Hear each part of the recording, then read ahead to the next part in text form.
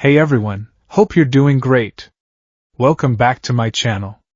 In today's video, we'll dive into what if Deku accidentally got sent to Naruto Shippuden and to the Leaf Village, and he fought Orochimaru for hours until he defeated him with pure luck using United States of Smash and almost losing one for all, shocking and impressing Hokage Tsunade and the Konoha ninjas, becoming the Green Tornado of Konoha, and he was trained by ninja there, teaching him their ways and their taijutsu, helping him get better control of One for All and use previous wielders' quirks and manipulate chakra, while Class 1 along with his mom All Might Aizawa and Gran Torino worriedly search for him after the forest training camp.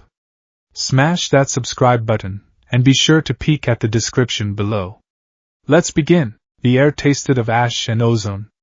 The forest, usually a place of tranquility, had been transformed into a nightmarish landscape of blue flames and screaming timber. Izuku Midoriya pushed his body beyond the red line. His legs screaming with the accumulation of lactic acid and the phantom echoes of broken bones, pumped like pistons. Every breath was a jagged shard of glass in his lungs. He wasn't thinking about the pain. He wasn't thinking about the terrifying duel with Muscular that had left his arms in a ruined, purple-black state. He was thinking only of the explosive blonde boy ahead of him. Kaken, give him back! Izuku roared, his voice cracking under the strain. Ahead, the chaotic tableau of the Vanguard Action Squad played out.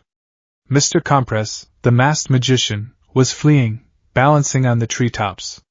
Shoji, Todoroki, and the others were moving with desperate urgency. But the endgame was approaching too fast. The black mist of Kurogiri began to swirl, a void opening in the fabric of reality to swallow the villains and their prize. Midoriya!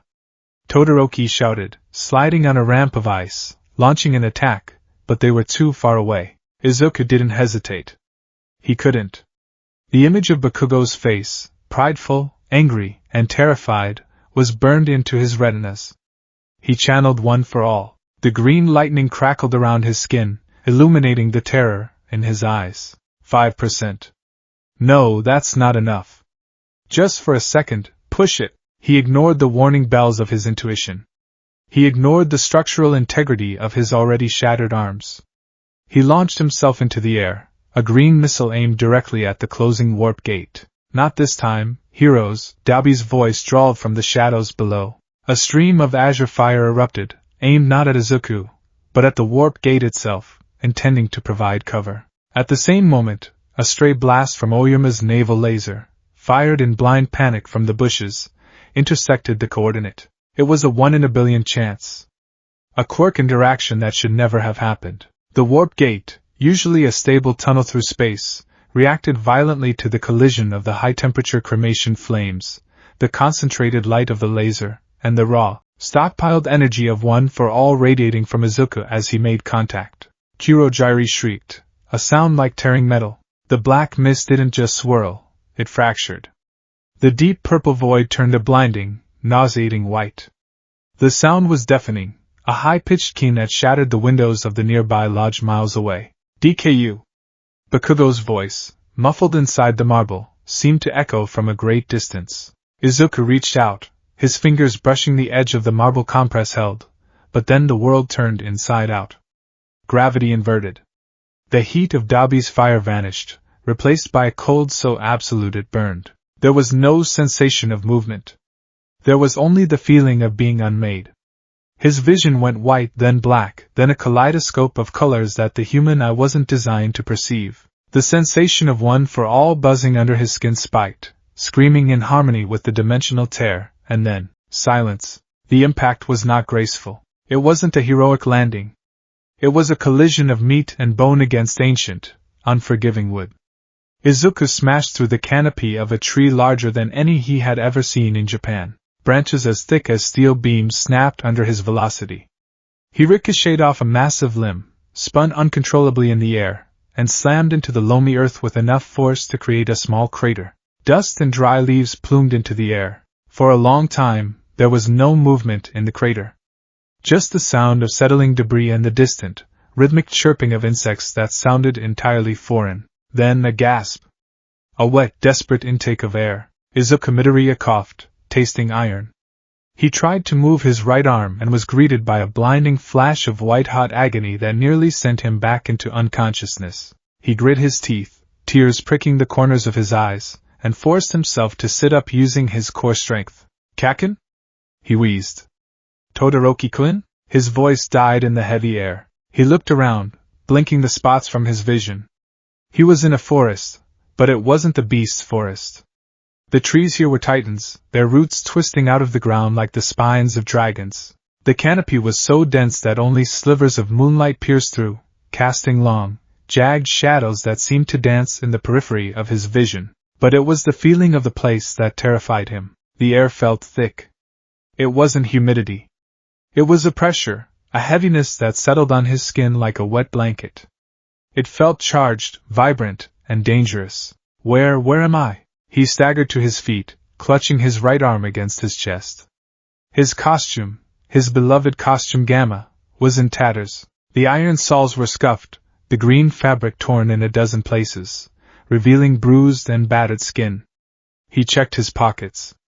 His phone was shattered, a spiderweb of cracks rendering it useless. I need to find the others," he muttered, falling into his habit of verbalizing his thoughts to stave off the panic. The warp gate malfunctioned. An explosion? No, it felt like a displacement. If I'm lucky, I'm just a few miles away. But the vegetation, this flora doesn't match the climate of the training camp. These trees look like redwoods, but the leaf structure is wrong. He took a step and stumbled. The ground felt different. Harder. He activated One for All, full call at 5%. The familiar green lightning flickered, but it felt sluggish. It was as if the power was fighting against the heavy atmosphere of this place. Focus, Izuku. Find high ground. Get bearings. He leaped, scaling the side of one of the massive trees. He winced as the movement jarred his injuries, but he pushed through. When he broke through the canopy, his breath hitched in his throat. The horizon was wrong. In the distance, a mountain range pierced the sky, but it wasn't any range he recognized. And carved into the side of a massive rock face miles away were faces. 4 of them, giant stone heads overlooking a sprawling village that glowed with lantern light in the distance. Mount Rushmore? Izuku blinked, confused. No. That's not right. The architecture, it looks traditional. Feudal? He wasn't in Mizurufu. He wasn't even sure he was in the modern world. A chill that had nothing to do with the temperature crawled up his spine. He dropped back down to the forest floor, his mind racing at a mile a minute. He needed to be cautious. If the League of Villains had warped him to a secondary location, he could be walking into a trap. He moved silently, or as silently as he could, through the undergrowth. He needed water. He needed to wash the blood out of his eyes. After 10 minutes of walking, the forest changed. The natural chaotic growth gave way to something unnatural. The trees here were twisted, their bark pale and sickly. The air grew colder, and the heavy pressure he felt earlier intensified, focusing on a specific point ahead. Izuku crouched behind a fern, peering into a clearing. There was an entrance there. A set of stone stairs leading down into the earth, framed by the roots of a dying tree. It didn't look like a subway station or a basement. It looked like the entrance to a tomb. Above the archway, a symbol was carved into the stone, a stylized musical note. No, a snake. A villain hideout? It was the only sign of sentient life he'd seen. If there were people inside, maybe they had a phone. Or maybe they were the ones who took Bakugo. I have to check, he whispered to himself.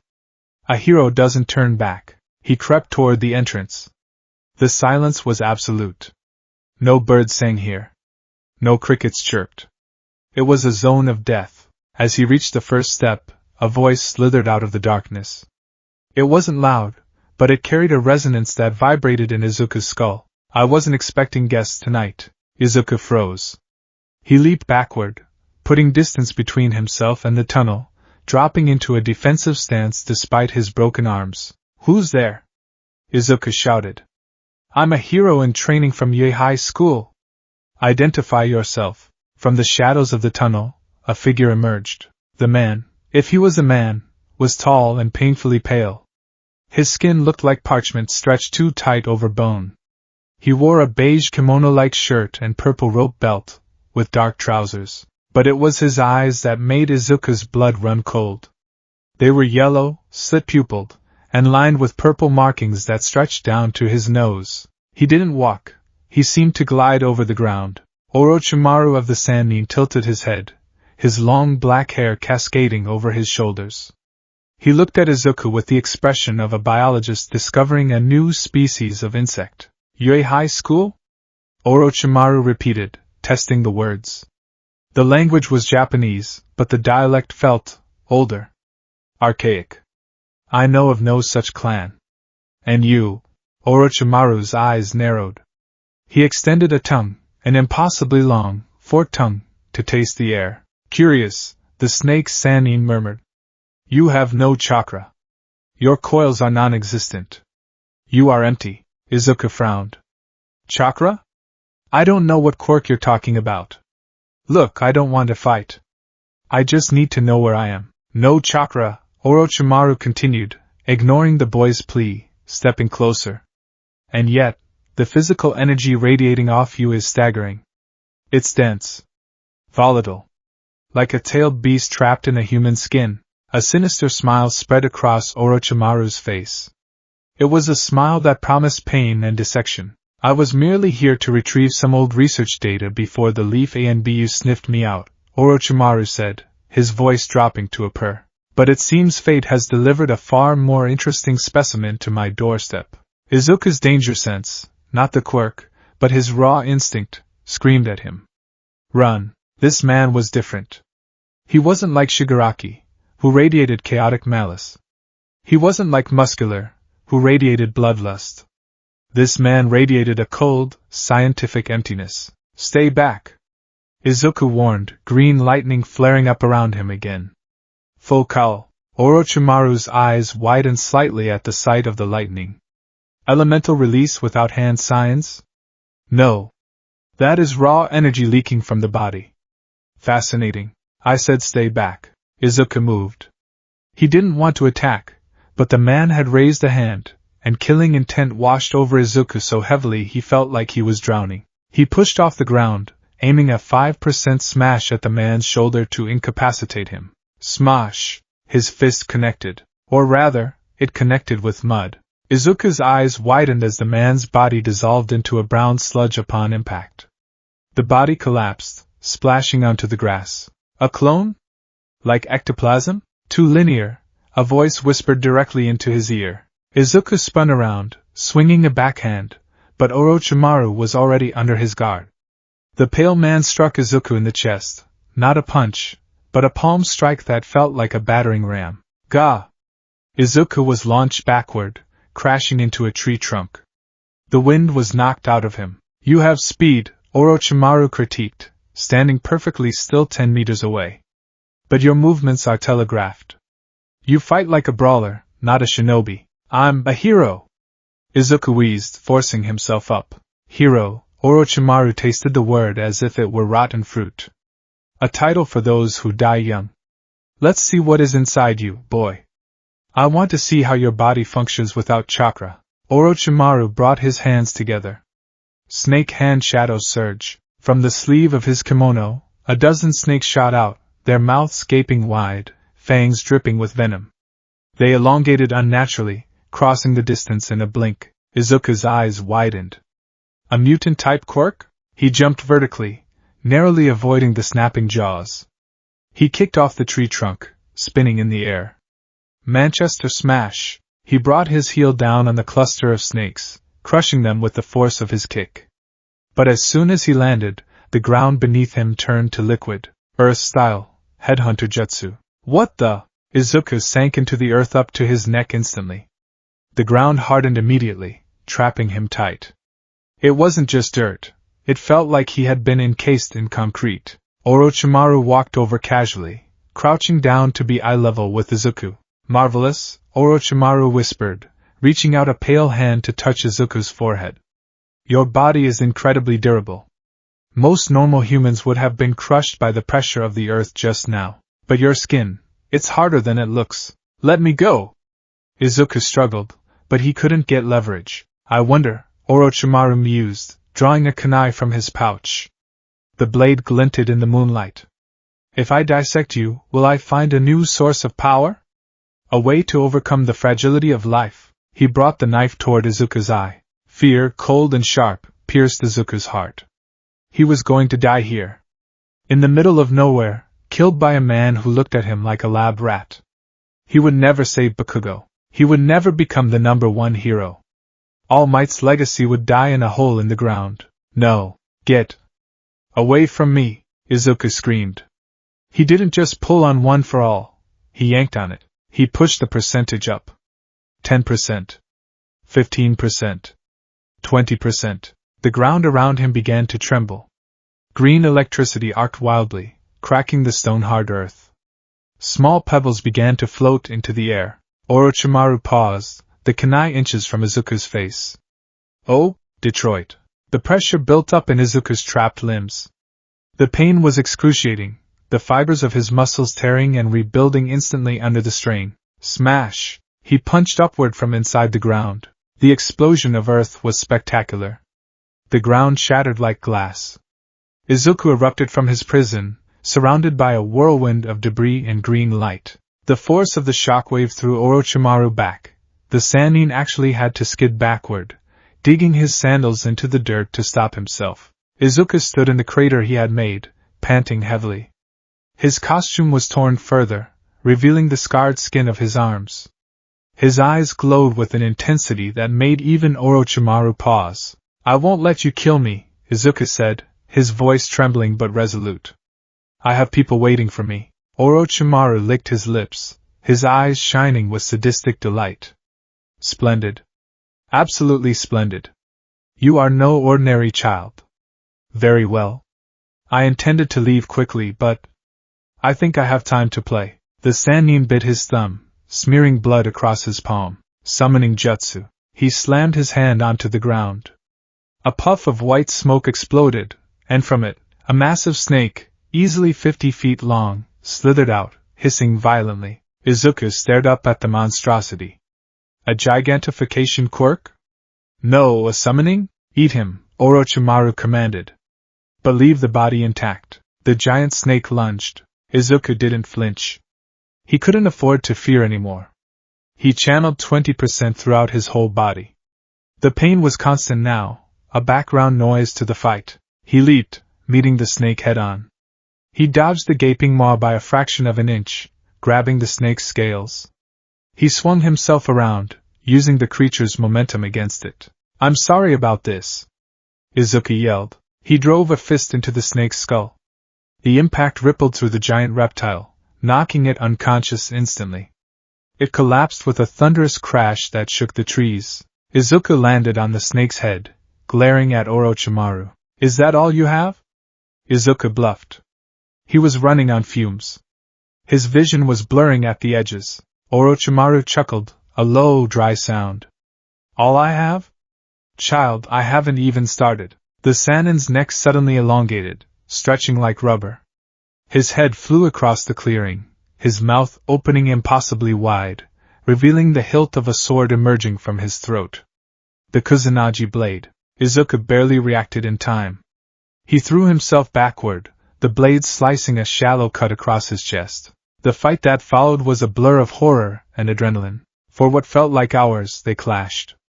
Izuku was a storm of raw power, smashing trees, cratering the ground, moving faster than a normal human eye could track.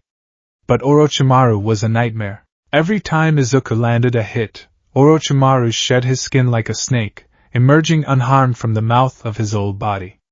It was disgusting, terrifying, and demoralizing. Izuku smashed him? Substitution jutsu. Izuku grabbed him?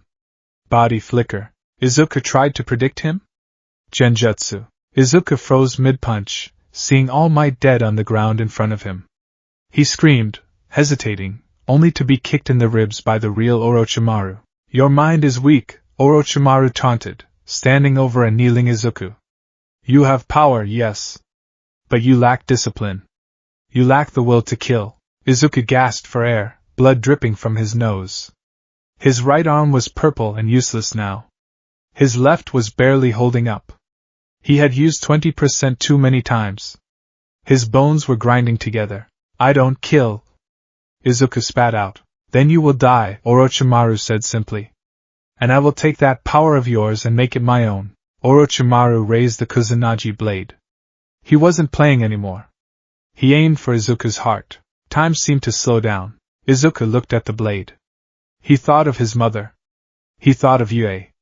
He thought of the promise he made to All Might to take care of One for All. If I die here, One for All dies with me. The legacy ends. He couldn't win this with skill. He was outclassed. This man was a veteran of wars Izuku couldn't even imagine. He had techniques that defied the laws of physics. If I can't win with skill, I have to win with power. Absolute, overwhelming power. I have to go beyond. Young Midoriya, the memory of All Might's voice echoed in his head. Clench your buttocks, and yell from the depths of your heart. Izuku stood up. The movement was jerky, broken. Orochimaru paused, sensing the shift. The air around the boy began to warp. The leaves on the ground were vaporized. Still trying? Orochimaru sneered.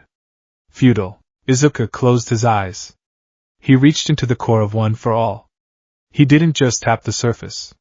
He grabbed the entire stockpile, the power cultivated by 8 generations of heroes. He felt the embers of the previous users burning him from the inside out. His veins bulged, glowing a bright, angry red beneath the green lightning. The ground beneath his feet turned to dust. 100%, Izuku whispered. Orochimaru's eyes widened.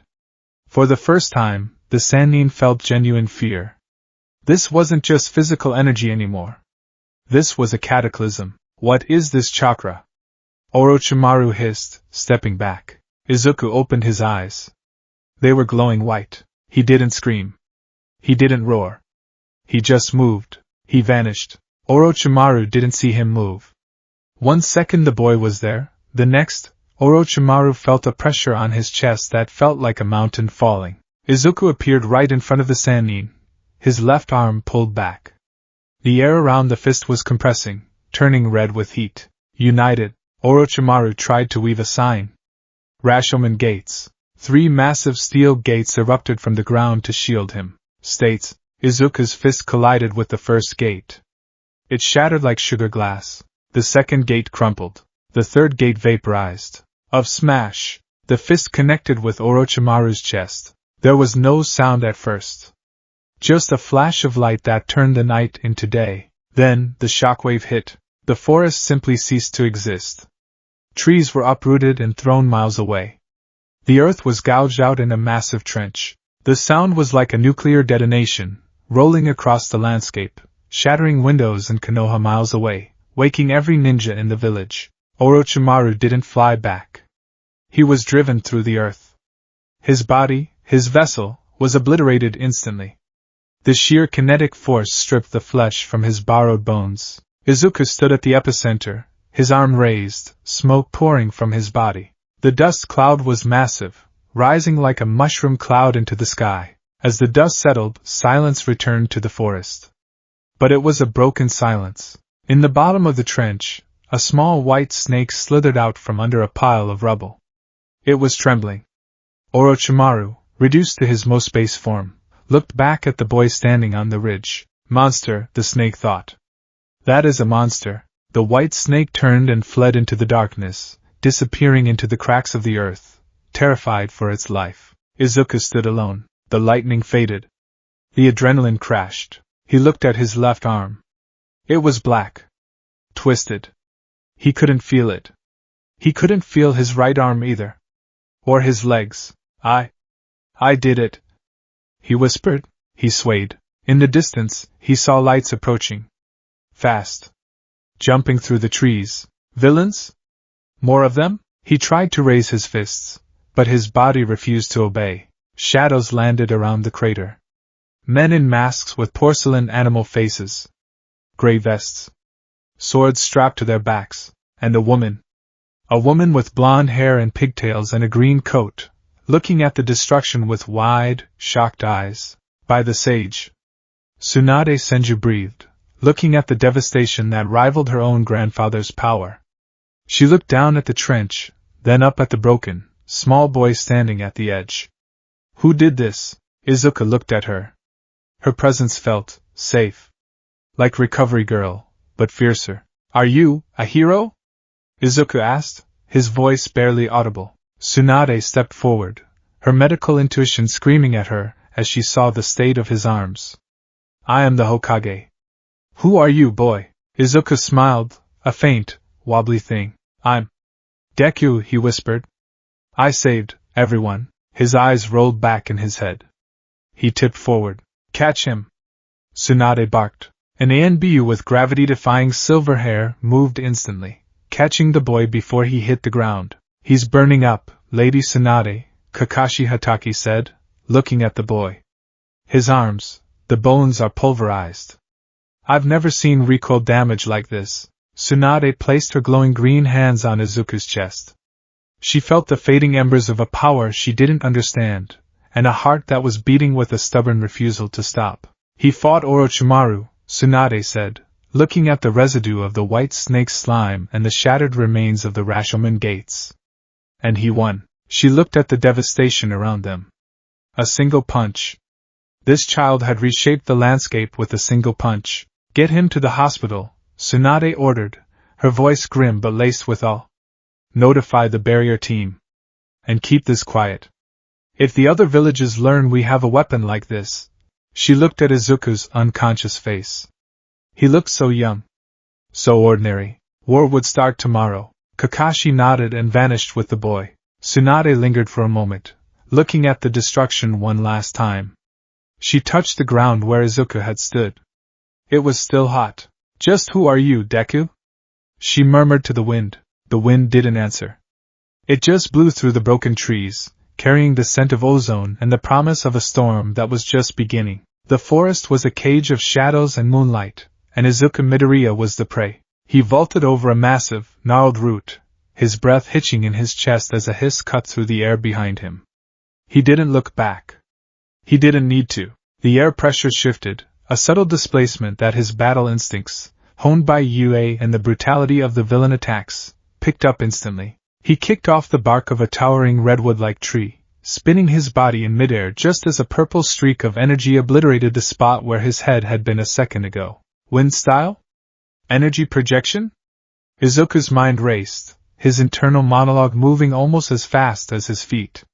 No, that was physical. A sword? An extension of his body? He landed in a crouch 30 feet away, skidding through the leaf litter. His costume was already a ruin, the iron soles of his boots were cracked, and the reinforced fabric of his bracers was shredded, revealing skin that was rapidly bruising purple and black. You move well for a flightless bird, a voice echoed from everywhere and nowhere. Izuku scanned the canopy. The trees here were ancient, their branches interlocking to block out the stars. It was suffocating. Show yourself! Izuku shouted, his voice cracking. Stop hiding! Hiding? The ground beneath Izuku's feet liquefied. I am merely everywhere. Izuku gasped, channeling one for all into his legs. Full cowl, 10%. He exploded upwards, leaping into the air just as the mud solidified into jagged spikes that would have skewered him. He grabbed a low-hanging branch, swinging himself up into the canopy. He wasn't fighting a villain. He was fighting a nightmare. For the last hour, or was it 2? Time had lost its meaning. Izuku had been engaged in a lethal game of tag with the pale man who called himself Orochimaru. The man was an enigma. He possessed multiple quirks, or what appeared to be quirks. He could stretch his limbs, manipulate earth, summon snakes from his sleeves, and move with a speed that rivaled Ida's recipro burst, but without the cooldown. Izuku pulled himself onto a thick branch, pressing his back against the rough bark, trying to slow his heart rate. His arms were screaming. The adrenaline from the initial warp was fading, replaced by the deep, bone-grinding ache of exhaustion. Analyze, he told himself. Think, Deku. Think. Subject Orochimaru. Abilities: high-speed regeneration, shedding skin, body manipulation, earth manipulation, wind manipulation, summoning. Danger level: catastrophic. It was like fighting a Nomu, but one with a genius-level intellect and a sadistic streak. Found you. The whisper came from right beside his ear. Izuku didn't think. he reacted. He swung his left arm, a desperate backhand powered by 15%. The limb connected with something solid, and he felt ribs crack under his fist. The figure, Orochimaru, went flying off the branch, crashing through the foliage below. But there was no blood. As the body hit the forest floor, it burst into a cloud of white smoke and a split log. Substitution? Again? How does he do that? Izuku panted, panic rising in his throat like bile. He swaps places with inanimate objects instantly. Is it teleportation? Warp gate technology? It is merely the art of deception. Orochimaru's voice drifted down from above. Izuku looked up. Orochimaru was hanging upside down from a branch 20 feet above him, his long black hair defying gravity. His golden eyes bore into Izuku, dissecting him. You rely too much on your eyes, the Sannin noted, sounding bored. And your punches, they are heavy, yes. Like a sledgehammer. But you swing them like a child throwing a tantrum.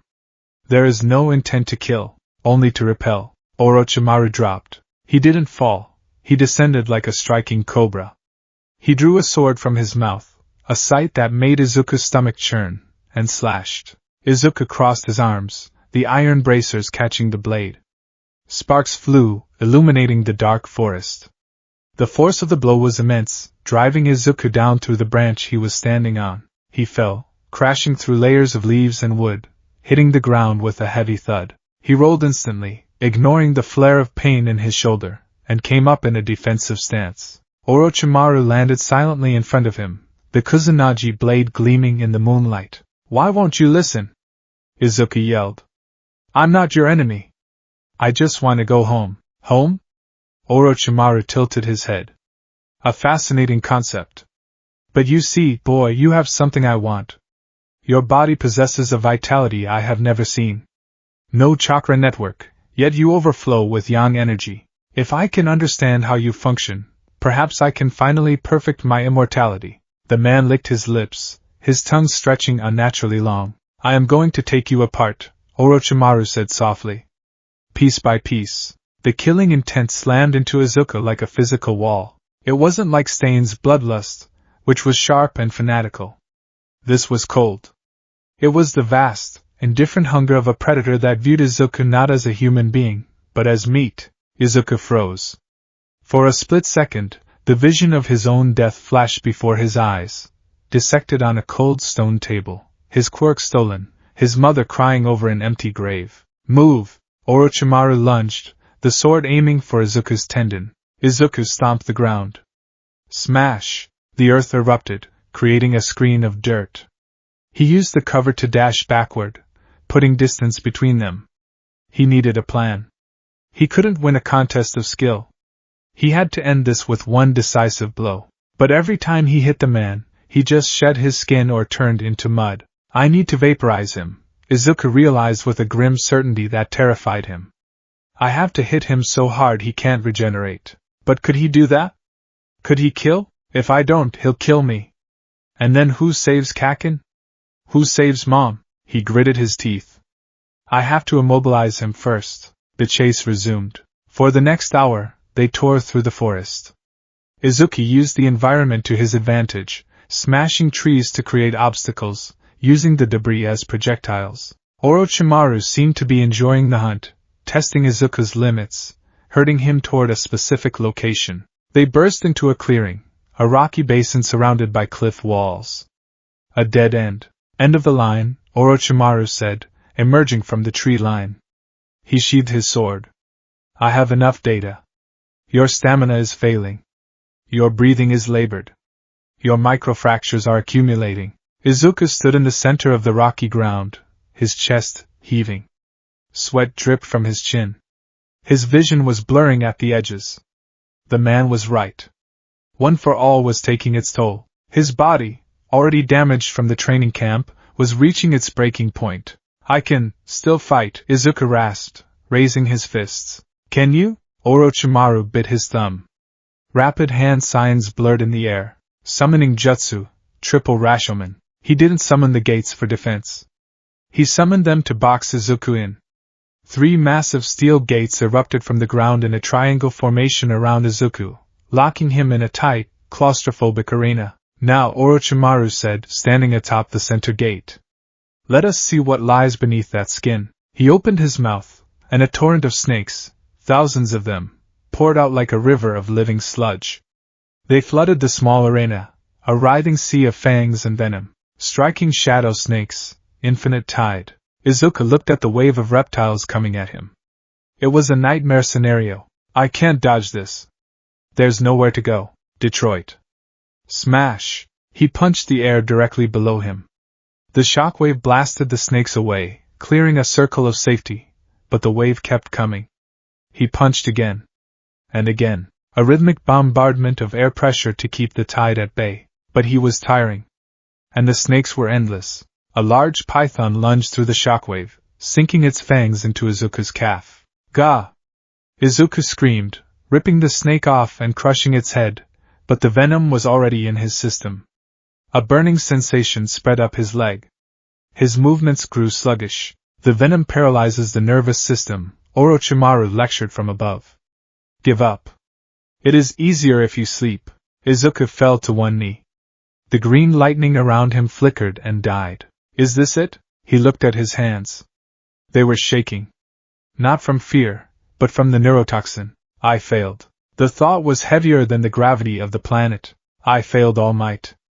I failed everyone. Pathetic, Orochimaru sneered.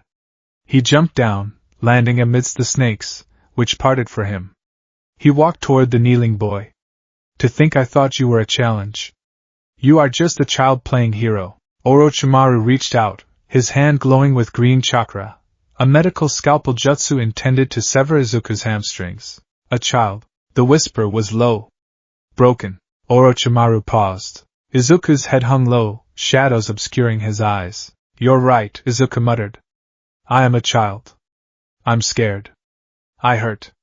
I want my mom. The ground beneath Izuku's knee cracked. But, Izuku raised his head. His eyes were no longer green. They were glowing with a spectral, white light. The venom in his veins burned, but the fire in his core burned hotter. But All Might chose me. One for all, 100%. The sudden eruption of power was not a shockwave. It was an explosion. The snakes within a 50-foot radius were vaporized instantly by the sheer heat of the energy release. Orochimaru's eyes widened, his instincts screaming at him to retreat. He leaped back, shielding his face. Izuku stood up. The paralysis was gone, or rather, the raw power of One for All was forcing his muscles to move despite the toxins. His skin was glowing red, veins bulging violently. The air around him distorted, lifting small rocks into the air. This wasn't the controlled full cowl. This was the wild, self-destructive power that broke limbs. I won't let you kill me, Izuku said, his voice overlapping with a spectral echo. I have to become the greatest hero. Orochimaru felt a bead of sweat roll down his temple. What is this? This isn't just physical strength. This is spirit pressure? Hidden shadow snake hands. Orochimaru launched a desperate volley of snakes from his sleeves, aiming to bind the boy. Izuku didn't dodge. He swiped his hand through the air. The air pressure alone shredded the snakes into a fine mist. Too slow! Izuku roared. He launched himself forward. The ground he had been standing on disintegrated into a crater 10 meters wide. Orochimaru had fought tailed beasts. He had fought Hokages. He had fought gods. But he had never seen speed like this from a human. He barely had time to cross his arms before Izuku was inside his guard. Wham! A punch to the gut. Orochimaru bent double, his eyes bulging. He felt his internal organs rupture. He was launched backward, crashing into one of his own Rashomon gates. The steel buckled, denting outward like aluminum foil. You! Orochimaru coughed up blood, real blood this time. You little monster! The Sannin was angry now. The playfulness was gone. His body began to shift.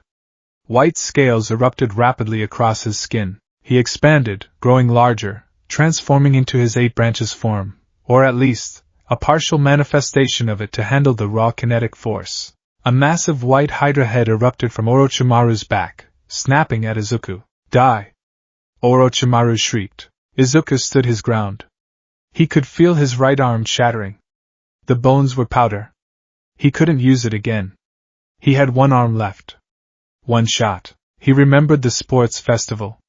He remembered Todoroki. It's your power. He remembered All Might at the USJ. Go beyond. He crouched low, the power pooling in his legs and his left arm. The energy was so dense it felt like he was holding a star. One for all. 1,000,000%. No, that was just a mindset. This was reality. He needed everything. The stockpile. The embers. The vestiges he didn't even know he had. Orochimaru lunged, the massive snake jaws opening to swallow him whole. Izuku sprang. He didn't aim for the snake. He aimed for Orochimaru, who was embedded in the center of the Hydra mass. Time seemed to suspend. As Izuku flew through the air, he saw the look in Orochimaru's eyes change. The anger vanished, replaced by the primal terror of a creature realizing it was no longer the apex predator. United, Izuku spun in the air, winding up his left arm. The atmospheric pressure dropped. Storm clouds formed instantly above the clearing, swirling in a vortex centered on his fist. Orochimaru tried to create a mud wall. He tried to summon another gate. He tried to shed his skin. But the pressure pinned him in place. The air was so heavy he couldn't move. States, Izuku screamed, pouring every ounce of his soul into the strike. He felt the connection to One for All fraying, the fire dimming as he poured it all out. If I lose my quirk, so be it. Just let me win this one time. He bypassed the snapping jaws of the Hydra. He slipped past the defenses. It was pure luck, a miraculous alignment of velocity, an angle that allowed him to thread the needle of Orochimaru's defense. His fist connected with Orochimaru's chest. Smash! Crack! The sound was the snapping of the world's spine. For a heartbeat, there was only light. A blinding, golden-green radiance that engulfed the clearing. Then came the force. It wasn't a wind. It was a solid wall of kinetic energy. The Rashomon gates didn't just break, they were atomized.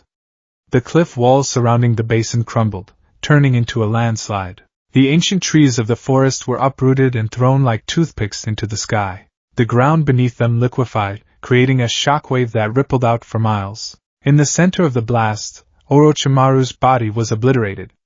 The sheer force stripped the flesh from his borrowed body, shattered the skeleton, and scattered his chakra to the winds. The impact dug a trench deep into the earth, exposing bedrock that hadn't seen the light of day in millennia. The roar of the impact reached the Hidden Leaf village minutes later. Tiles rattled on rooftops. Birds took flight in a panic. The Hokage Tower shook. Back in the clearing, the dust slowly began to settle. It was raining debris. Dirt, rocks, and splinters fell like snow. Izuku stood, barely, at the bottom of the crater. His left arm hung limp at his side, purple and twisted at an unnatural angle. His right arm was dead weight. His legs were trembling so violently he could barely stay upright. He took a ragged breath. Then another. He coughed, blood splattering onto the scorched earth. I didn't lose. He scanned the crater with one swollen eye. There was no sign of the man. No sign of the snakes. Just a massive, empty hole in the world. Wait. Movement. From under a pile of rubble near the edge of the crater, a small white snake slithered out. It looked pathetic. Weak. It paused, looking back at Izuku with tiny, beady eyes that held a lifetime of fear. Izuku tried to step forward. I have to catch him. But his body refused. The connection to One for All was gone. He reached for the power, but felt only a cold, empty void. He had burned it out. He had used too much. The white snake turned and vanished into a crack in the rocks, fleeing into the deep earth. Izuku watched it go. He didn't have the strength to chase it. He looked up at the moon, which was now visible through the hole he had punched in the forest canopy. All Might. Izuku whispered, tears streaming down his face, mixing with the dust and blood. I'm sorry. I broke it. I broke the power. The exhaustion finally won. His knees buckled. He fell forward, but he didn't hit the ground. Strong, steady hands caught him. Izuku blinked, his vision swimming. He saw a mask. A white porcelain mask with red markings. A cat? Target secured, a muffled voice said. Easy ANBU, a commanding female voice cut through the ringing in his ears. Look at his arms. Careful. Izuku felt himself being turned over. He looked up into the face of a woman with golden blonde hair and a diamond marking on her forehead. She looked concerned. Tsunade Senju, the fifth Hokage, stared down at the boy in her arms. She had felt the seismic impact from her office. She had expected to find a tailed beast. She had expected to find the Akatsuki. She did not expect to find a child, broken and battered, standing in the center of a crater that looked like it had been made by a meteor. She looked around the battlefield. She recognized the debris of the Rashomon gates. She smelled the lingering scent of snake summons. Orochimaru, she thought, her blood running cold. He was here. And this boy. She looked back at Izuku. His breathing was shallow. His heart rate was erratic. But what shocked her most were his arms. As the greatest medical ninja in the world, she had seen everything. But she had never seen limbs so thoroughly destroyed by their own power. The muscles were torn to ribbons, the bones shattered into dust. It was a miracle they were still attached to his body. Are you? Izuku wheezed, his eyes struggling to focus on her face. Are you a hero? Tsunade softened. The hardness in her eyes melted away for a brief moment. She brushed a lock of green, dusty hair from his forehead. I am the Hokage, she said firmly. And you are safe now. The snake. Izuku mumbled, delirium setting in. Don't let him eat. Kaken. We will handle the snake, Tsunade promised.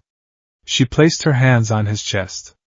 Emerald green chakra flared to life, creation rebirth energy. She needed to stabilize his heart before the shock killed him. Shizen! Get the stasis scroll. We need to move him now. Yes, Lady Tsunade. Another voice cried out. Izuku felt the warmth of the chakra entering his body. It felt different from Recovery Girl's kisses. It felt like life itself, warm. Izuku whispered. His eyes slid shut. Stay with me, kid! Tsunade ordered, tapping his cheek. What is your name? Izuku fought the darkness for one last second. He had to tell them. He had to let them know who he was. Deku? Deku? Tsunade repeated. A strange name. Green. Tornado. He slurred, his mind mixing the hero names he had written in his notebooks with the reality of his spinning smash. He went limp in her arms. Tsunade stood up, lifting the boy effortlessly. She looked at the devastation one last time. Wolf, bear, she barked at her Yanbu guard. Scout the perimeter. If Orochimaru is still here in any form, I want to know. But do not engage. If he survived this, he is desperate and dangerous. Hi!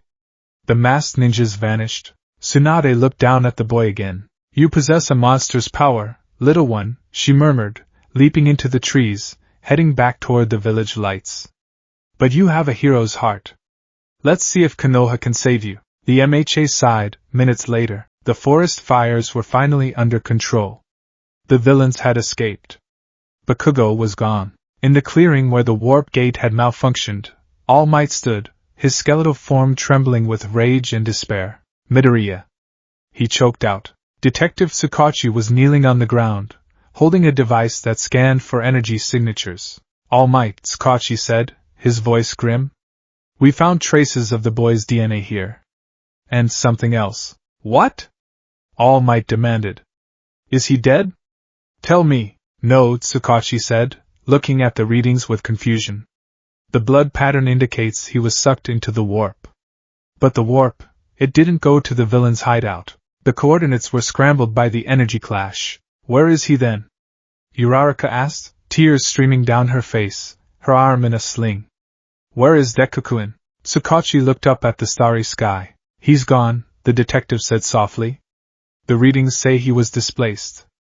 Dimensional displacement. He's not just missing, All Might. He's nowhere. All Might fell to his knees. He screamed, a sound of pure anguish that echoed through the mountains. He had lost his successor. He had lost the boy who taught him what it meant to be a hero again. But deep in the void, a faint connection remained. One for All was not dead. It was distant. Unreachably far. But it was there. And as long as that fire burned, Tashinori Yagi knew one thing. Izuku Midoriya was fighting. Konoha Hospital, Intensive Care Unit. The surgery had lasted 6 hours. Tsunade stepped out of the operating room, peeling off her bloodied gloves. She looked exhausted. Her chakra reserves were drained. Kakashi was leaning against the wall, reading his orange book, though his single visible eye betrayed his concern. "How is he?" Kakashi asked, snapping the book shut. "Alive," Tsunade said, leaning against the wall and sliding down to sit on the floor. She needed a drink. "Barely. I had to reconstruct his arms from scratch. If I hadn't been there, he would be an amputee, or dead." "And the chakra network?" Kakashi asked. "That's the strange part," Tsunade frowned. "He doesn't have one." Kakashi blinked. "What? Like Rock Lee?" "No," Tsunade shook her head. "Lee has a network, he just can't project it.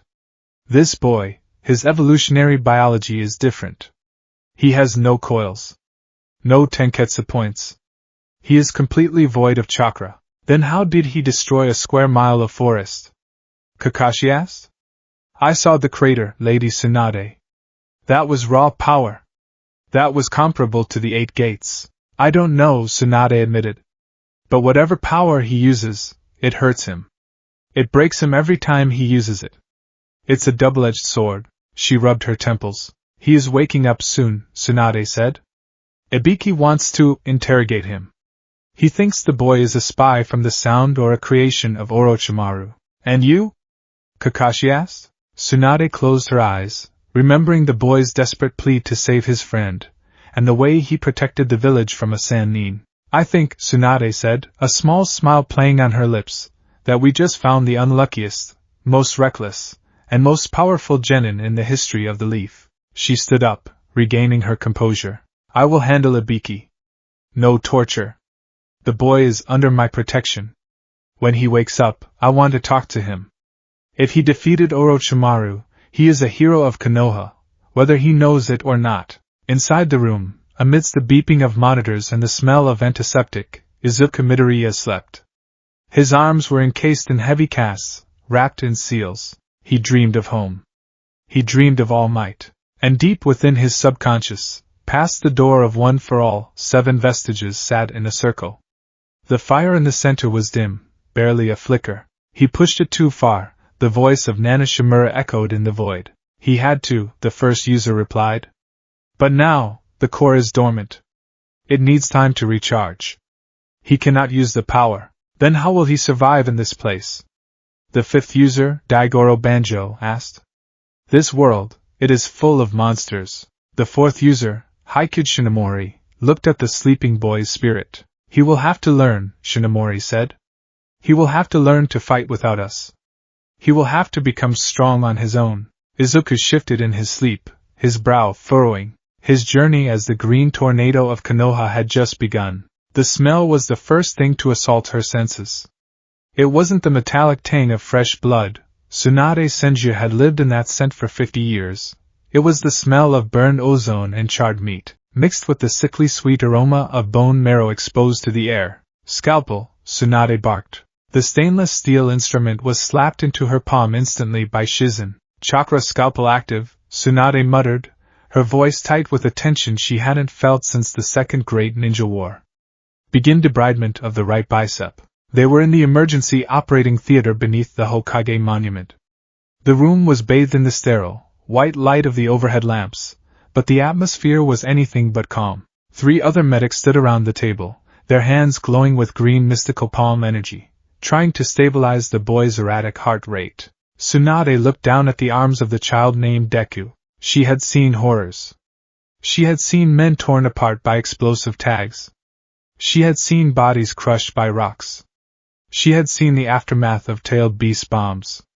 But this was different. This was self-inflicted obliteration. "Lady Tsunade," Shizen whispered, her voice trembling behind her mask. "The humerus it's gone. It's powder." "I see it," Tsunade snapped, though she didn't mean to be harsh. She was staring at the impossible puzzle before her. In the world of shinobi, injuries were usually cuts, burns, or blunt force trauma. Chakra reinforced the body.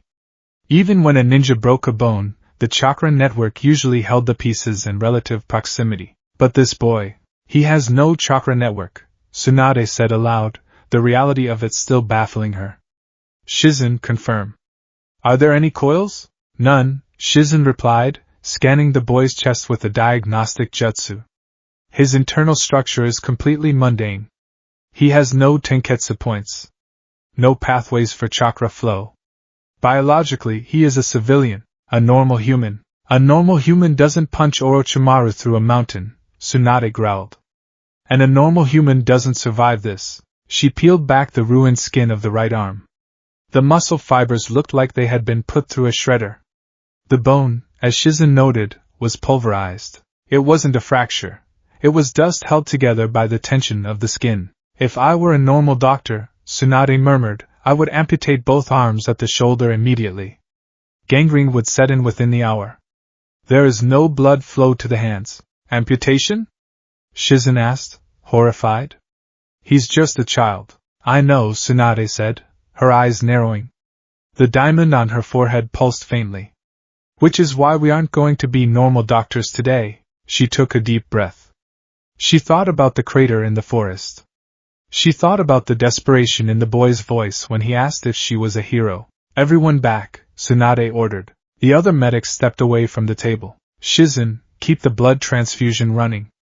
I'm going to perform a cellular reconstruction. I have to rebuild the bone matrix from the marrow up. But Lady Tsunade, Shizen warned, without his own chakra to assist the healing process, the strain will be entirely on your reserves. And his cells, if you force them to divide too rapidly without a chakra buffer, you could shorten his lifespan. He doesn't have a lifespan if he dies on this table, Tsunade countered. She placed both hands over the ruin of Izuku's right arm. She closed her eyes. Ninpo, Sozo Seze, ninja art, creation rebirth. She didn't activate the full seal, but she channeled a fraction of its potency into her palms. The room was flooded with blinding emerald light. This wasn't the gentle healing of a scraped knee. This was violent biology. Tsunade visualized the anatomy. She grabbed the microscopic shards of bone with her chakra and pulled them together. She forced the osteoblasts, the bone-building cells, into hyperdrive. She demanded that the blood vessels reconnect. Under her hands, the flesh writhed. It was gruesome to watch. The arm seemed to boil as muscle fibers knitted themselves back together, snapping into place with wet thuds. Tsunade gritted her teeth, sweat beading on her brow. It's heavy, she thought. Pushing life into a vessel that has no energy of its own is like trying to fill a bottomless cup. In her mind, she compared this to what she knew of medical theory. In the boy's world, wherever that was, he surely had healers. But could they do this? There was a woman in his memories, faint, subconscious flashes Tsunade picked up through the mental link of the healing jutsu. An old woman with a syringe. Recovery girl. She accelerates the body's natural healing factor, Tsunade analyzed, deciphering the foreign concept. She uses the patient's own stamina. If the patient has no stamina, they die.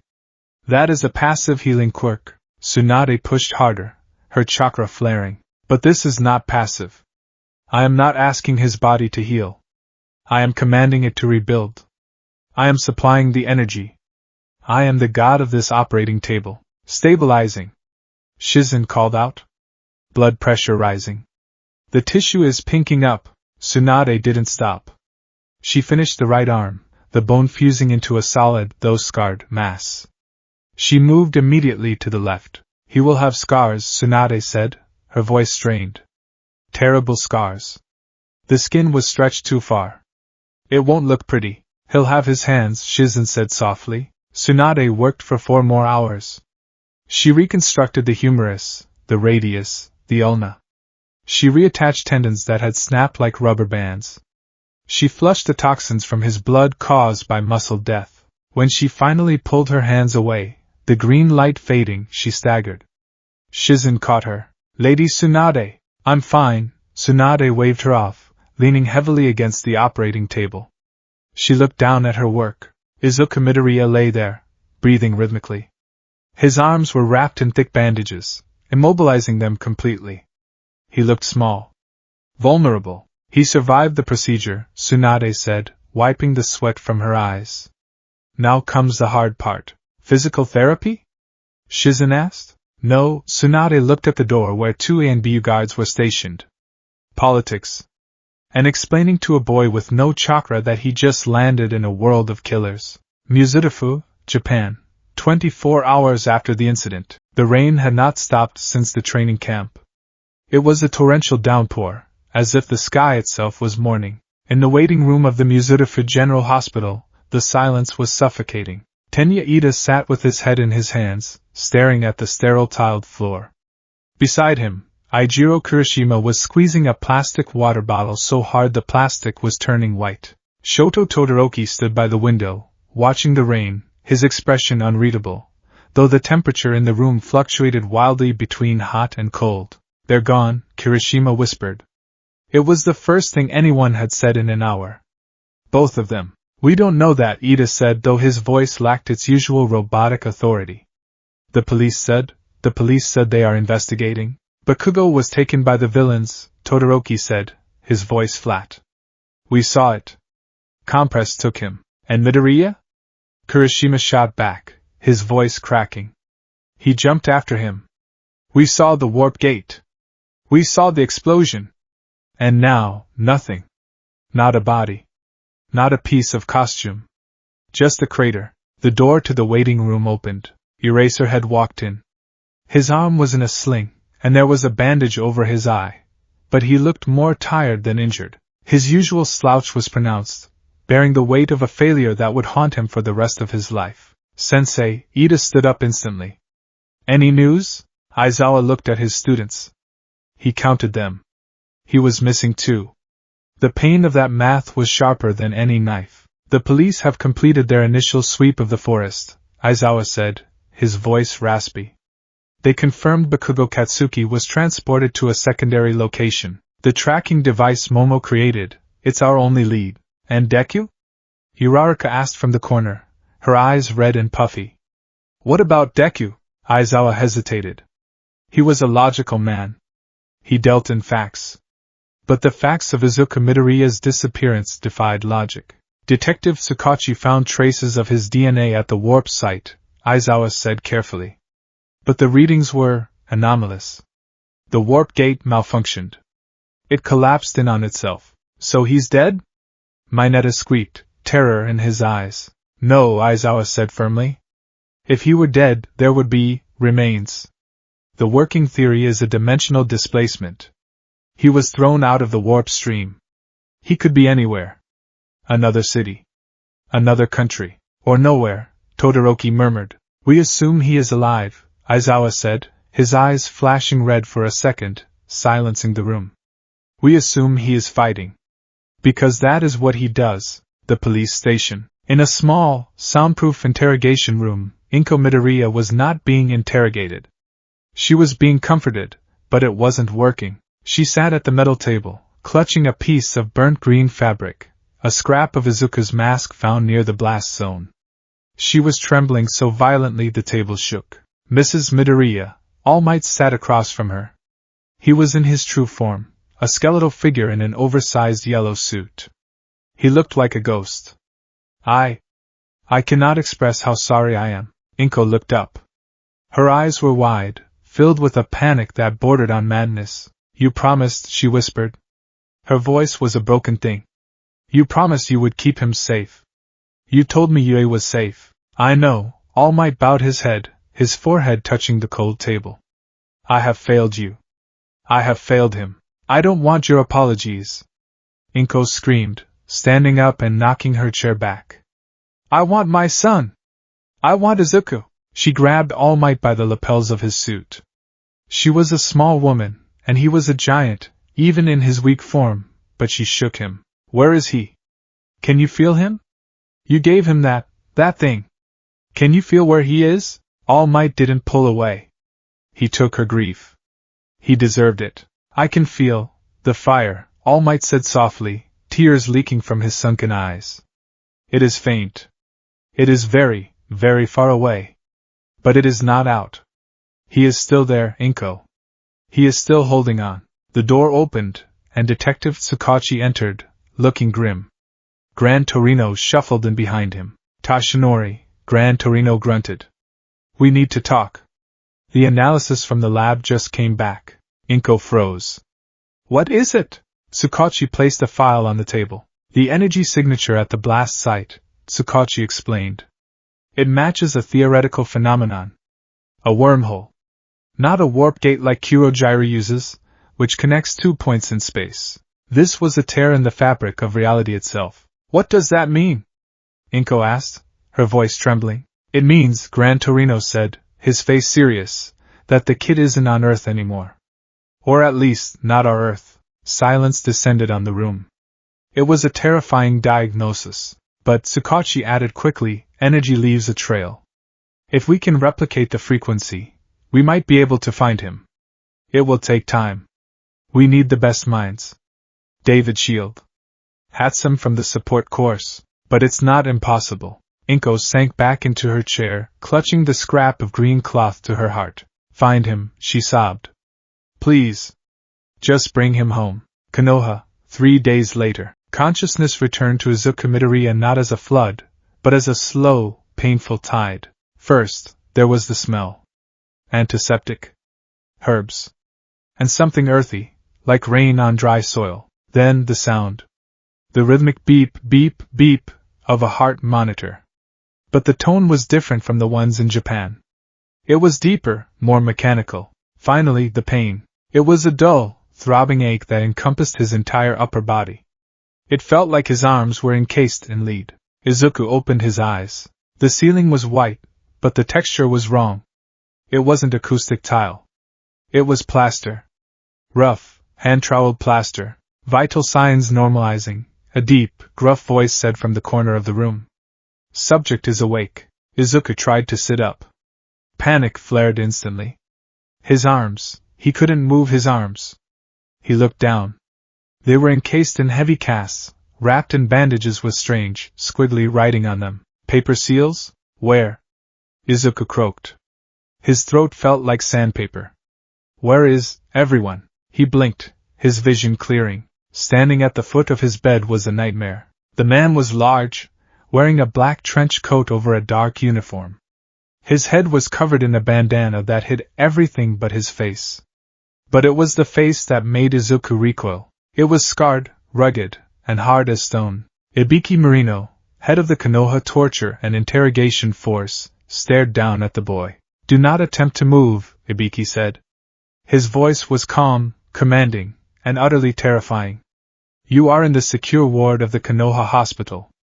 Your limbs are restrained for your own safety, and ours. Izuku's heart rate spiked.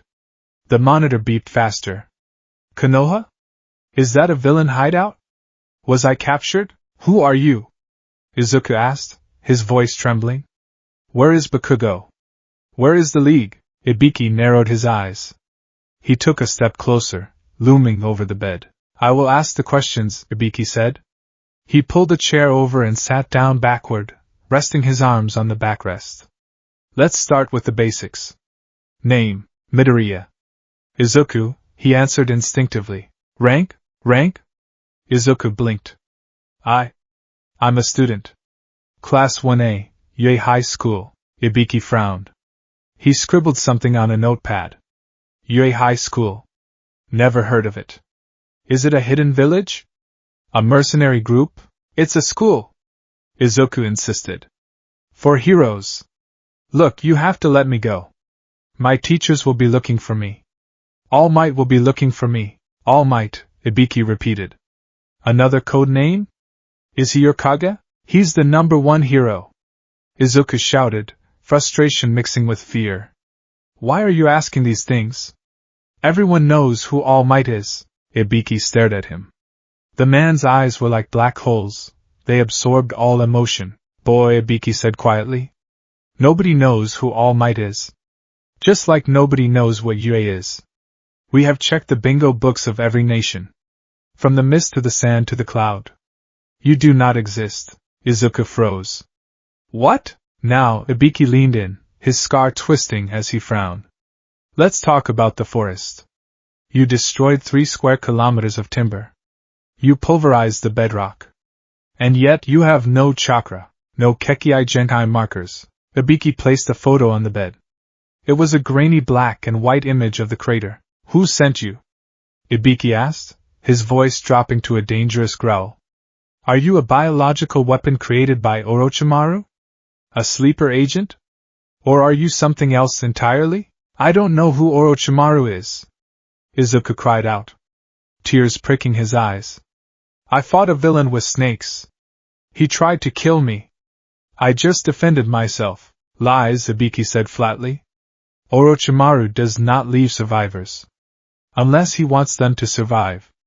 Did he implant you? Did he give you a curse mark?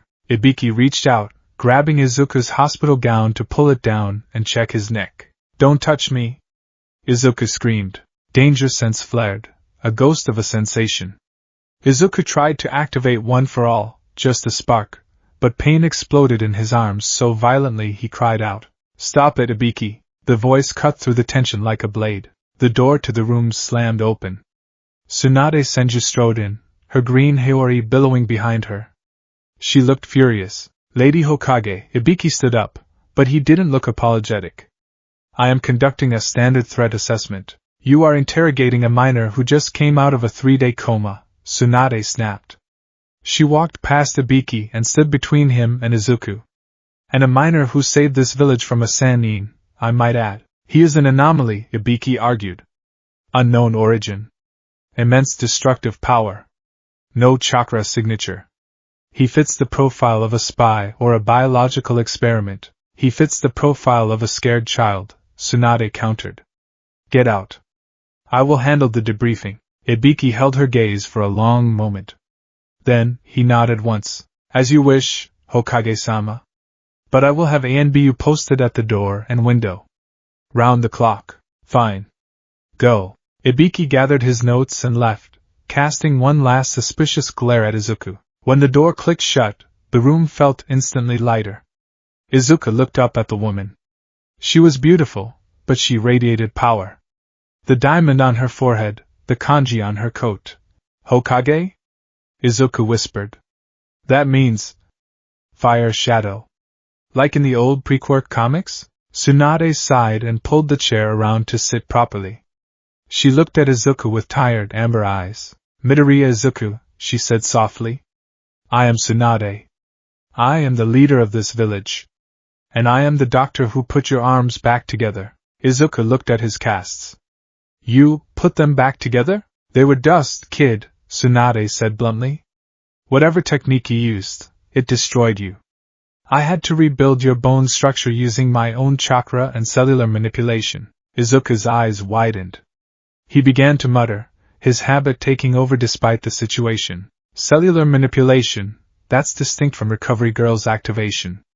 Recovery Girl uses the patient's stamina to accelerate natural mitosis. If the damage is too severe, she can't fix it because the energy cost would kill the patient. But if you use your own energy, external energy source, forced reconstruction, that's theoretically impossible without a quirk that manipulates biological matter at a molecular level. Like overhaul, but strictly for healing? Or maybe, Tsunade raised an eyebrow. You talk a lot. Izuku snapped his mouth shut.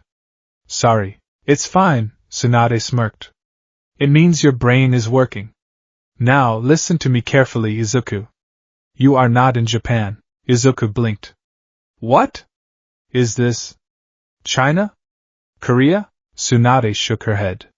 She stood up and walked to the window. She pulled the blinds open. Look! Izuku leaned forward as much as he could. He saw the village. The wooden buildings. The ninjas leaping across rooftops. The vast, endless forest surrounding them. And the mountain. The 4 stone faces carved into the cliff. This is the village hidden in the leaves, Tsunade said. We are in the land of fire. Izuku stared. It wasn't modern. There were no skyscrapers. No cars. No billboards with hero rankings. Land of fire. Izuku whispered.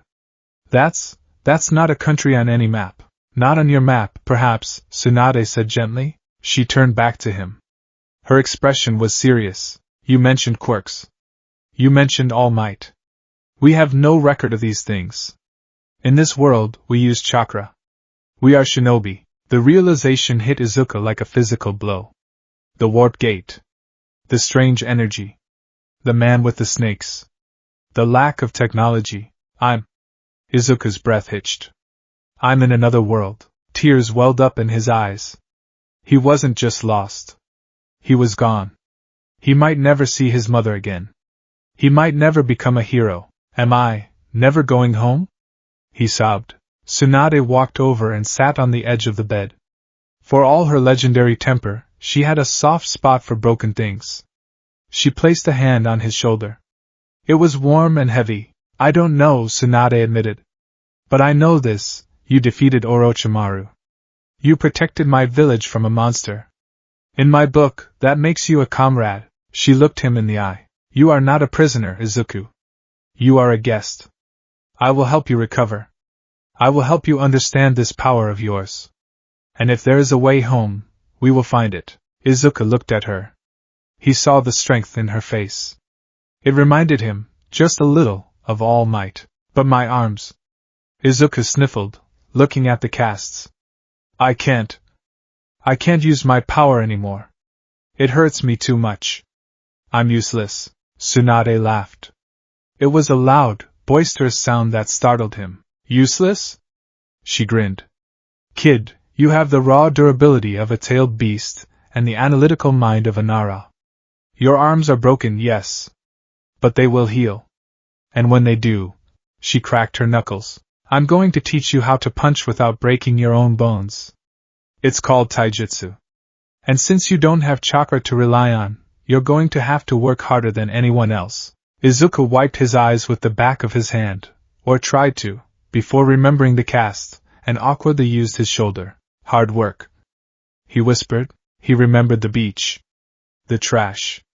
The 10 months of hell. I can do hard work, Izuku said, a tiny spark of determination returning to his eyes. Tsunade smiled. Good. Because recovery starts tomorrow. And I am not a gentle teacher. She stood up to leave. Rest now, Green Tornado. Green Tornado? That's what the Chunin are calling you, she said over her shoulder. Better get used to it. The door closed. Izuku lay back on the pillows. He was in a strange world. He was injured. He was alone, but he wasn't dead. He looked out the window at the stone faces watching over the village. Mom. All Might. Kaken. I'm alive. I don't know how, but I'm here. I'll get stronger. I'll figure this out. And I'll come back. He closed his eyes, the image of the green light from Tsunade's hands lingering in his mind. Medical ninjutsu, he thought, his analytical brain churning even as sleep took him. She forced the cells to regenerate.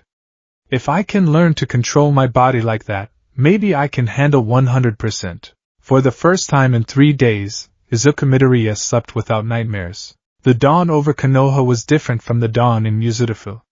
In Japan, the sunrise was filtered through smog and glass skyscrapers, a gradual graying of the dark. In the land of fire, the sun erupted over the horizon like a physical force, burning off the mist clinging to the Hokage monument, and painting the village in brilliant hues of orange and gold. For Izuku Midoriya, however, the morning brought only a reminder of what he had lost. He sat on the edge of his hospital bed, staring at his hands. The heavy plaster casts had been removed 2 days ago, replaced by tight compression bandages and black fingerless gloves that Tsunade insisted he wear to support his microfractured carpals. He clenched his right fist. It trembled.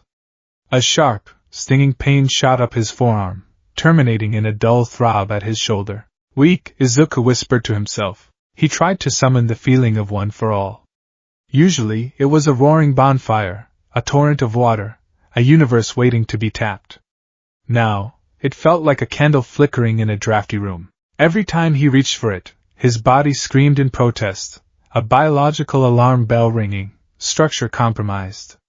Do not engage. He grabbed a rubber stress ball from the bedside table. Squeeze. His grip strength, once capable of crushing a robot, struggled against the resistance of the dense rubber. 74, 75. He counted, sweat beading on his forehead. He was alone. He was quirkless again. And worse, he was in a world where children half his age could breathe fire and walk on water. Analysis, he muttered, slipping into his coping mechanism. The cellular reconstruction Lady Tsunade performed was miraculous. Muscle density is returning, but the neural pathways for one for all are dormant. It's a safety mechanism. The stockpile is too volatile for the current hardware. If I try to use even 5%, I risk permanent paralysis. Conclusion. I need to rebuild the hardware from scratch. A fascinating monologue. A booming voice shattered his concentration. But talk does not build muscle, young man. Action does. Izuku jumped, dropping the stress ball. It rolled across the floor and stopped at the feet of a man who seemed to be vibrating with intensity. Standing in the doorway was a figure that defied explanation.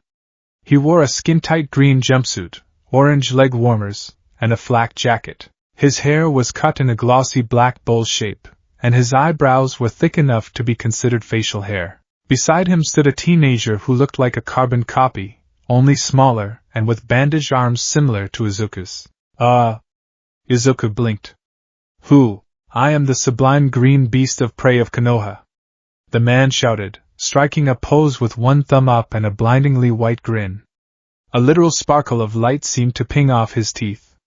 My guy, and this is my beloved student, I am Rock Lee. The boy shouted with equal fervor, snapping into a salute.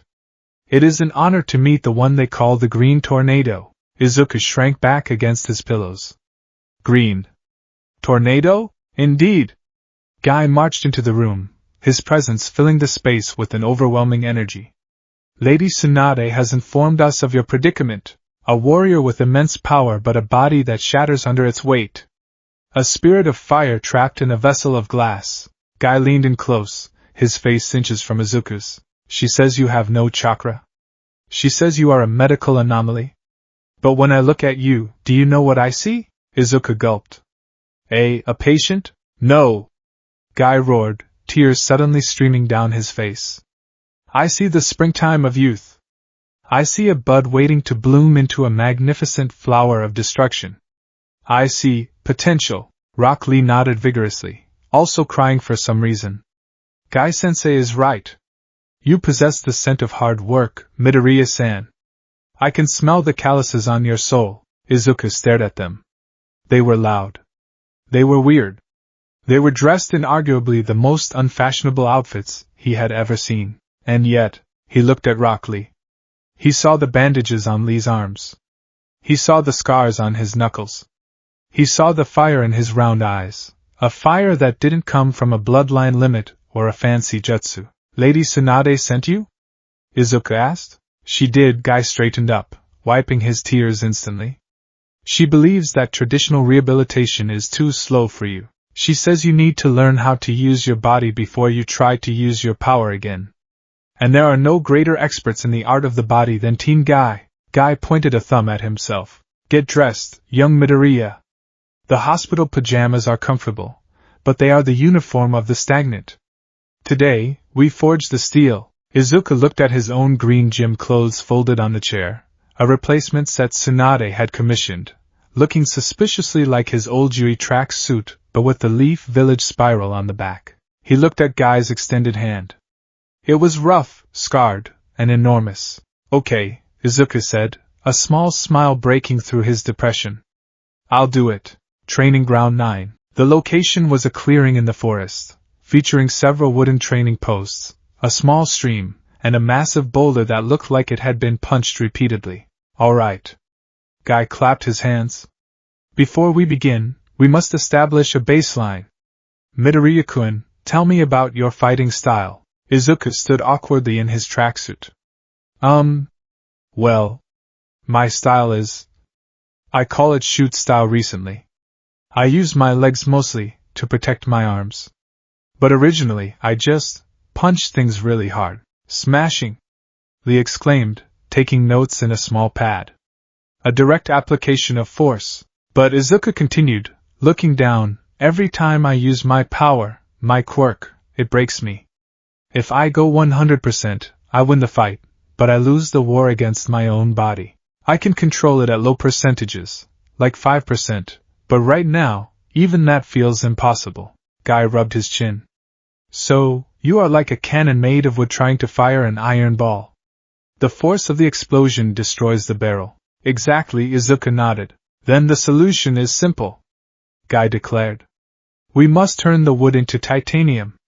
We must build a body that does not need the explosion to be deadly. Guy turned to Lee. Lee! Demonstrate the Konoha whirlwind. Yash! Lee moved. Izuku's eyes widened. He didn't use a quirk. There was no flash of light, no emission of energy. But Lee vanished. Fast. Izuku's mind raced. He pushed off the ball of his foot, minimizing friction. His center of gravity is low. Lee appeared in the air, spinning. His legs swept out in a perfect arc, slamming into the training log. Crack! The solid oak log snapped in half like a twig. Lee landed silently, breathing evenly. Amazing, Izuku breathed. That was just physical strength. Precision, speed, and torque, Guy corrected. That is taijutsu. The art of the body. In this world, most ninja rely on ninjutsu. Fire, water, lightning. They use chakra to distort reality. But we, Guy placed a hand on Lee's shoulder, we are different. Lee here cannot use ninjutsu or genjutsu. He has no talent for magic. He was mocked. He was told to quit. Izuku froze. He looked at Lee with wide eyes. He's like me. The memory of the doctor's office washed over him. You should probably give up. The memory of Bakugo's explosions. Deku. Defenseless Izuku. But Lee did not quit. Guy's voice dropped an octave, becoming serious. He took his weakness and made it his weapon. He trained when others slept. He ran when others walked. He turned his body into the ultimate tool. Lee looked at Izuku, his expression earnest. Midoriya-san. Lady Tsunade told us you have no chakra network. In this world, that makes you a civilian. A victim. Lee clenched his fist. But I do not believe that. A genius of hard work can surpass a genius of bloodline. If you are willing to bleed, you can be strong. Izuku felt tears pricking his eyes again. He wiped them away furiously. He hadn't expected to find a kindred spirit in another dimension. Izuku choked out. I was born with nothing too. I was given power later, but I never felt like I earned it until I broke myself for it. And now that it's gone, I feel empty. Then let us fill that emptiness with sweat. Guy shouted, shattering the somber moment. Starting now. 500 laps around the training ground. On your hands, eh? Izuku yelped. On my hands? But my arms are recovering. Ah, correct. Guy realized. Excellent point. Then 500 laps on your legs. High knees. If you fail, 1,000 squats. If you fail that, 2,000 punches at the log. Go! Lee shouted, already taking off in a blur of green. Izuku hesitated for a fraction of a second. Then, the spirit of Yui kicked in. Plus Ultra! He yelled, chasing after Lee. What is a Plus Ultra? Guy asked the air. It sounds passionate. I like it. 2 weeks later, the village of Konoha was buzzing with gossip. In the tea shops and dango stands, the Chunin and Jonin whispered about the anomaly. The boy who fell from the sky. The boy who turned Orochimaru into paste. I heard he's Tsunade-sama's secret son, a Chunin with a bandage on his nose whispered. No way, his partner replied. I heard he's a demon from the Hell Realm.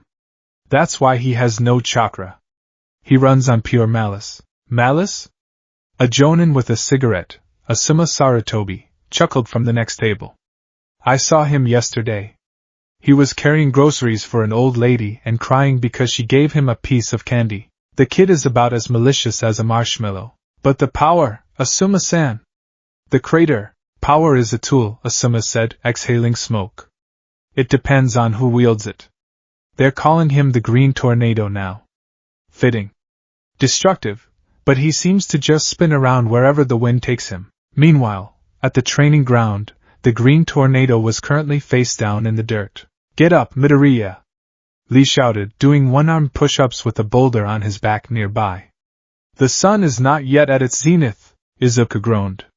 He rolled over, his uniform stained with grass and mud. Every muscle fiber in his body was screaming, "Lee-san." Izuku wheezed. "You are a machine. I am a human," Lee corrected cheerfully. "A human who refuses to lose to his yesterday self." Izuku forced himself to sit up. He grabbed his water bottle and downed it in 3 seconds. For 2 weeks, he had been living in hell. Might Guy's training regime made Aizawa's logical ruses look like a vacation. It wasn't just physical conditioning. It was a total reconstruction of how Izuku moved. "Your shoot style," Guy had explained on day 3, "is clever.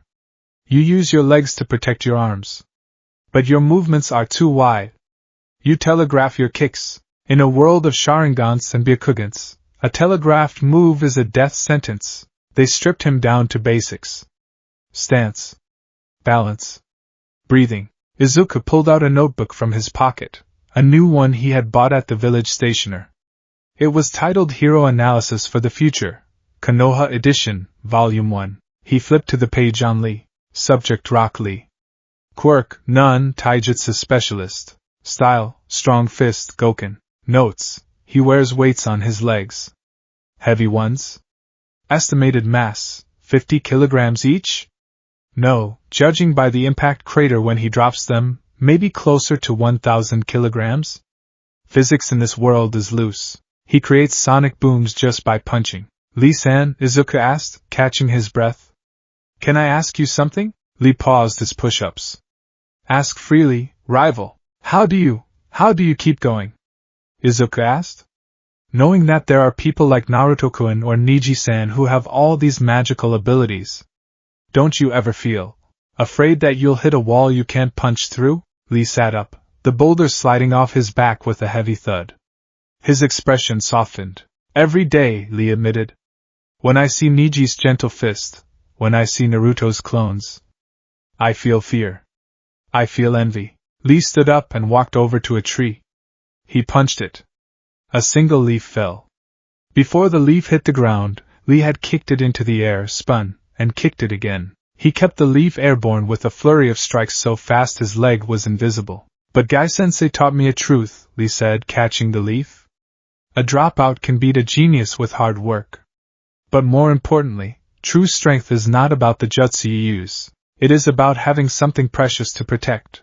Lee looked at Izuku. "You fought Orochimaru to protect your life, yes? But Lady Tsunade said you shouted something. You shouted about saving Kaken. About saving everyone." Izuku looked down at his scarred hands. "Kaken is my friend. My rival. He was taken. And I failed him." "You did not fail," Lee shouted, startling Izuku. "You are still standing. You are still training. As long as you draw a breath, the mission is not over. That is the ninja way." Izuku looked at Lee. The boy's optimism was infectious. It was a force of nature. "You're right," Izuku said, standing up. His legs shook, but they held. "I can't stop here. If I want to get home, if I want to save anyone, I have to be stronger than I was." "Excellent." Guy appeared from the treetops in a puff of smoke. "That is the spirit. Now, Midoriya-kun, it is time for Phase 2. "Phase 2? Izuku asked nervously. "You have the durability," Guy critiqued, circling him. "Your body is dense. Much denser than Lee's. You are built like a tank. But you move like a tank. We need to make you a fighter jet." Guy reached into his pouch and pulled out a pair of orange leg warmers. "Put these on." Izuku took them. They were heavy. Really heavy. Guy-sensei? "These weigh a ton. Weights are the breakfast of champions," Guy declared. "Wear them everywhere. Sleep in them. Eat in them. Only take them off when you need to protect something precious." Izuku strapped them on. His feet instantly sank 2 inches into the dirt. Walking was going to be a struggle. Now Guy pointed a thumb at himself. "Spar with me." "Spar with you?" Izuku paled. "But, you're a jonin. You're one of the strongest in the village." "Exactly." Guy grinned. "Do not worry. I will only use my pinky finger." He wasn't joking. He held up his pinky. "Begin the spar." Izuku lunged. Despite the weights, his natural explosive power, honed by carrying All Might through garbage piles, propelled him forward. He aimed a straight right at Guy's face. Guy didn't move his feet. He simply tilted his head. Izuku's fist sailed past harmlessly. Too linear! Guy shouted. He flicked his pinky, tapping Izuku on the forehead. The force of the tap sent Izuku tumbling backward. Ouch! Izuku rubbed his forehead. That was just a pinky. Control your momentum, Guy instructed. You throw yourself into your attacks like a suicide bomber. You must be grounded. Root yourself. Izuku scrambled up. He activated his analysis mode. He's reading my center of mass. He knows where I'm going before I do. I need to be unpredictable. Izuku dashed again. This time, he feinted left, dropped low, and swept at Guy's legs. Guy hopped over the sweep with casual grace. Better. But you are thinking too much. Don't think. Feel. Izuku gritted his teeth. Feel the flow. He remembered Gran Torino's training. The image of the taiyaki in the microwave. The even distribution of heat. My body isn't a cannon anymore. It's a system. The energy isn't OFA right now. It's just my muscles. My blood. My breath. He stood up. He took a deep breath.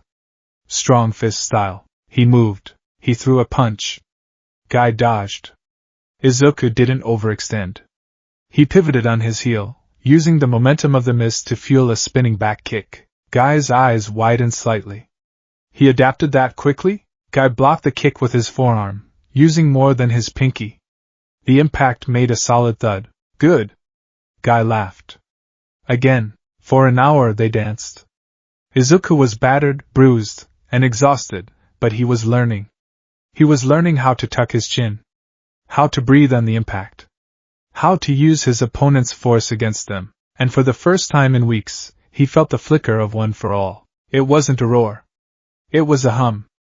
A gentle warmth in his chest, acknowledging the work. It's still there, Izuku realized, dodging a sweep from Guy. It's waiting for me to be ready. The ramen stand. That evening, a battered Izuku and a vibrantly walked, or in Izuku's case, limped, into Ichiraku ramen. Old man! A loud voice shouted from the counter. Another miso pork with extra chashu. Naruto Uzumaki sat on a stool, slurping noodles with a ferocity that rivaled a starving wolf. Sakura Haruno sat next to him, looking exasperated. Naruto, chew your food, Sakura scolded. You're going to choke. Can't help it. Naruto garbled. Training made me hungry. The curtain parted, and Lee entered. Naruto-kun. Sakura-san. Good evening, bushy brows. Naruto waved his chopsticks. And hey! It's the Green Tornado. Izuku blushed a deep red as he shuffled in. Please, don't call me that. But it's cool. Naruto grinned, his whiskers twitching. I heard you smashed a mountain. Did you really punch Orochimaru in the face? Like pow? Izuku sat down carefully. I guess? It's kind of a blur. Tucci, the ramen chef, placed a bowl in front of Izuku. On the house, kid? Tsunade-sama told me you're a VIP. Thank you. Izuku bowed his head. The smell of the broth was heavenly. He took a sip. It was the best thing he had ever tasted. So, Naruto turned his stool to face Izuku. You really don't have chakra? Naruto! Sakura hit him on the arm. That's rude. It's okay, Izuku smiled weakly. It's true. Where I come from, I was born without power. I had to work really hard to get where I am. Naruto's eyes softened. He saw something in Izuku. The loneliness. The desperate need to prove oneself.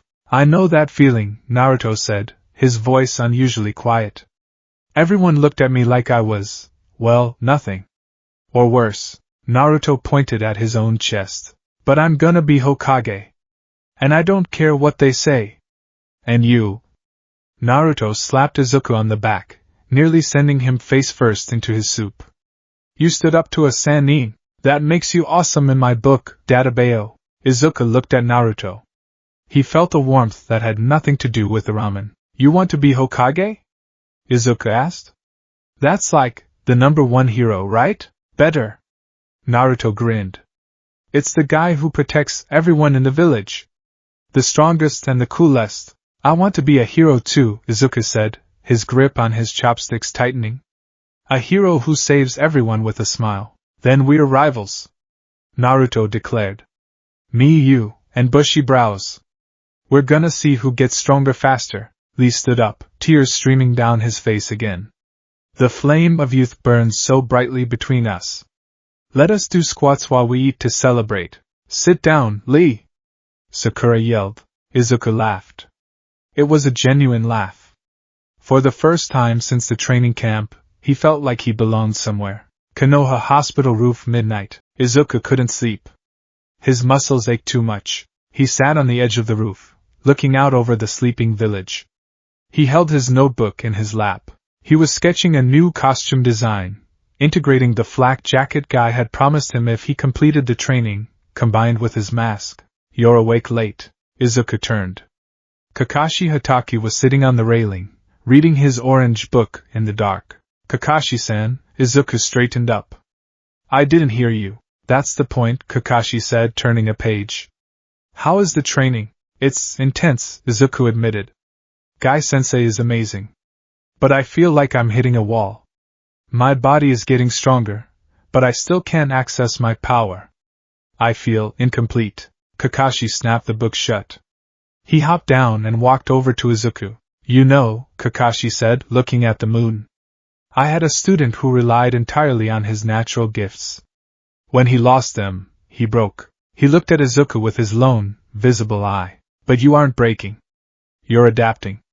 Guy is teaching you taijutsu, yes?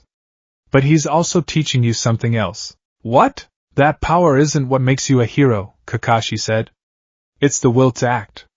You jumped into a warp gate to save your friend with zero plan and broken arms.